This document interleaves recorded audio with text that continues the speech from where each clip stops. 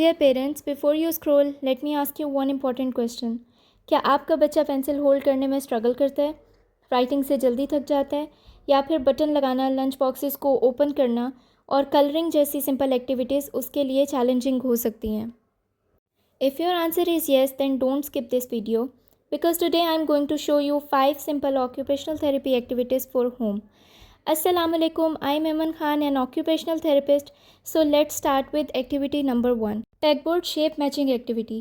Parents, जब आप इस एक्टिविटी को देखेंगे तो शायद आपको लगेगा कि आपका बच्चा सिर्फ शेप मैच कर रहा है, but actually there is much more happening inside the brain that what we can see. सबसे पहले बच्चा शेप को ऑब्जर्व करता है, फिर उसके साइज़ और डायरेक्शन को आइडेंटिफाई करता है, और अगर शेप फिट नहीं होती तो वो उसको रोटेट करता है और दोबारा ट्राई करता है. ये प्रोसेस सिर्फ शेप मैचिंग नहीं है. The brain is practising visual perception, मतलब जो आंखें देख रही हैं, ब्रेन उस इन्फॉर्मेशन को करेक्टली इंटरप्रेट कर रहा होता है.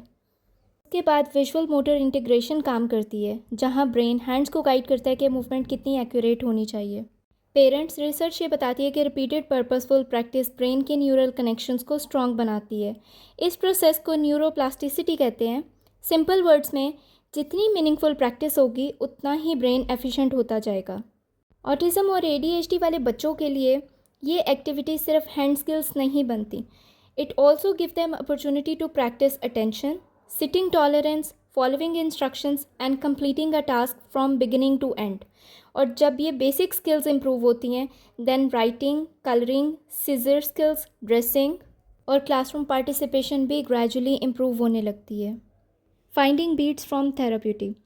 पेरेंट्स, अगर आपका बच्चा राइटिंग के 5 से 10 मिनट के बाद ही कंप्लेन करता है कि उसका हाथ दुख रहा है, या वो पेंसिल को बहुत ज़्यादा टाइट या बहुत ज़्यादा लूज़ होल्ड करता है, then this activity can be the great way to work on the underlying hand skills. इस एक्टिविटी में हम स्मॉल कलरफुल बीट्स को थेराप्यूटी के अंदर हाइड करते हैं. अब बच्चा स्क्वीज़ करेगा, स्ट्रेच करेगा, पिंच करेगा और फिंगर्स यूज़ करते हुए उन बीट्स को फाइंड आउट करेगा. बच्चे के लिए ये एक्साइटिंग ट्रेजर हंट एक्टिविटी होती है, लेकिन OT के पॉइंट ऑफ व्यू से ये एक हैंड स्ट्रेंथनिंग एक्सरसाइज है. थेराप्यूटिक रेजिस्टेंस फिंगर मसल्स को चैलेंज करती है. जब ये अगेंस्ट रेजिस्टेंस काम करते हैं तो इनकी स्ट्रेंथ और एंड्योरेंस ग्रेजुअली इंप्रूव होती है. At the same time it is also providing proprioceptive input to the hand. इसका सिंपल ये मतलब है कि ब्रेन को बेटर फीडबैक मिलता है कि वो फिंगर से कितनी फोर्स अप्लाई कर रहे हैं और मूवमेंट्स को कैसे कंट्रोल कर रहे हैं. इसी वजह से ऑक्यूपेशनल थेरेपिस्ट इस एक्टिविटी को फ्रीक्वेंटली यूज़ करते हैं to improve hand strength, pencil control and endurance. Next activity would be rolling the Play Doh with both hands.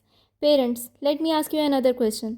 क्या आपने कभी नोटिस किया कि आपका बच्चा एक हैंड्स यूज़ करके सब कुछ कर लेता है, लेकिन जब दोनों हैंड्स को एक साथ यूज़ करना होता है, जैसे पेपर को होल्ड करना और राइटिंग करना, बॉटल्स को ओपन करना, शर्ट्स को बटन अप करना, तब वो स्ट्रगल करता है?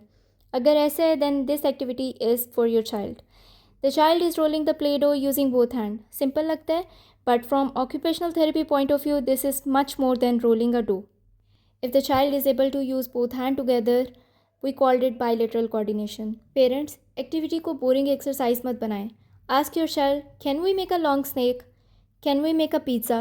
The more interesting the activity feels, the more your child will stay engaged and practice for a longer period of time. Remember, we are not just making the shape with the Play-Doh, we are building the coordination your child need for everyday independence.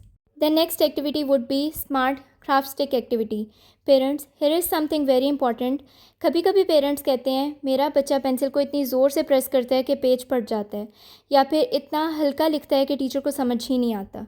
Most people think this is just handwriting problem, but actually it is often a pressure control problem. इसलिए occupational therapy sessions में हम smart craft sticks activity use करते हैं. इस activity में बच्चा coloured craft sticks को matching slot में केयरफुली इंसर्ट करता है. देखने में ये सिंपल लगता है, लेकिन ब्रेन कंटिन्यूसली कैलकुलेट कर रहा होता है कि कितनी फोर्स यूज़ करनी है, स्टिक्स को किस एंगल के साथ होल्ड करना है, मूवमेंट को कितना स्लो या कितना फास्ट रखना है.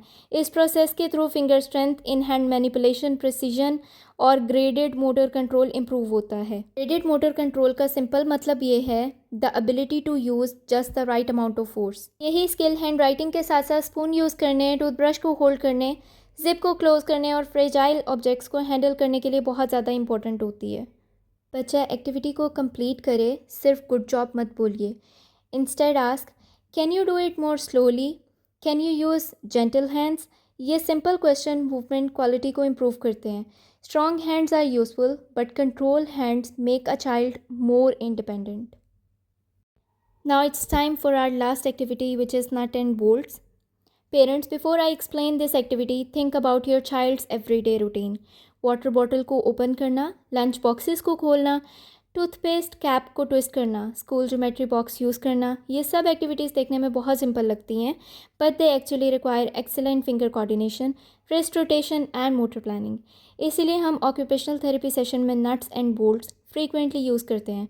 जब बच्चा नट्स को ट्विस्ट करता है, उसका ब्रेन कंटिन्यूसली ये डिसाइड करता है क्लॉकवाइज और एंटी क्लॉकवाइज कितनी फोर्स यूज़ करनी है, दूसरा हैंड ऑब्जेक्ट को स्टेबल कैसे रखना है.